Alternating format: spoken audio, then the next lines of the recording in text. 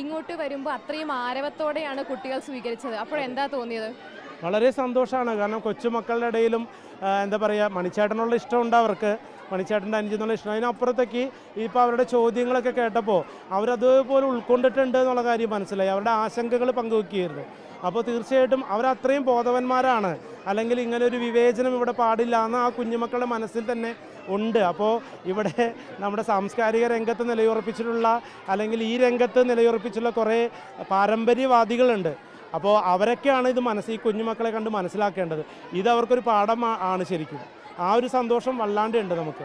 ഇവരുടെ ഒരു സപ്പോർട്ട് കാണുമ്പോൾ വലിയ സന്തോഷമാണ്. ഇവിടെ കുട്ടികൾ തന്നെയാണ് ചോദിച്ചത്, ഇത്തരം വിവേചനങ്ങൾ ഉണ്ടാവും, അത് അവർക്കും ആ ആശങ്കയുണ്ട്. ആ ആശയം ഇനിയുള്ള കുട്ടികൾക്ക് ഇല്ലാതിരിക്കാൻ ഇനി എന്താണ് ഇനിയുള്ള താങ്കളെപ്പോലുള്ള ഡാൻസേഴ്സിന് ചെയ്യാൻ സാധിക്കുക? തീർച്ചയായിട്ടും അതിനനുസൃതമായിട്ടുള്ള പ്രവർത്തനങ്ങളാണ് നമ്മൾ മുന്നോട്ട് കൊണ്ടുപോകുന്നത്. കാരണം ഈ മോഹിനി എന്നുള്ള കെട്ടുപാടിൽ നിന്നും ഈ കലയെ രക്ഷിക്കണം. കാരണം നിലവിലുള്ള നർത്തകിമാരായാലും ഒരു മോഹിനി സങ്കല്പത്തിലേക്ക് എത്തുന്നുണ്ടോ എന്നുള്ള ചോദ്യത്തിന് നമുക്ക് ഉത്തരം കണ്ടെത്താൻ ബുദ്ധിമുട്ടാണ്.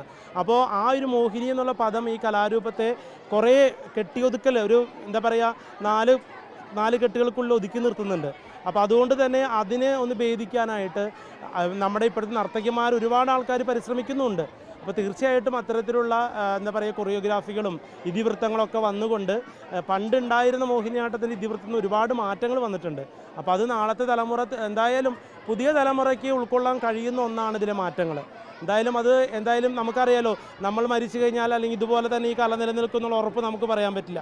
നാളത്തെ അല്ലെങ്കിൽ എന്താ പറയുക കലാകാരന്മാരുടെ, നവാഗതരുടെ ഇഷ്ടപ്രകാരം ഓരോ കലാരൂപങ്ങളും അതത് സമയത്തെ ഗുരുക്കന്മാരും കലാകാരന്മാരും ആ കലയെ നവീകരിച്ചിട്ടുണ്ട്.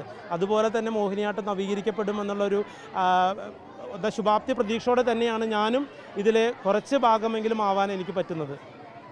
Thank you so much.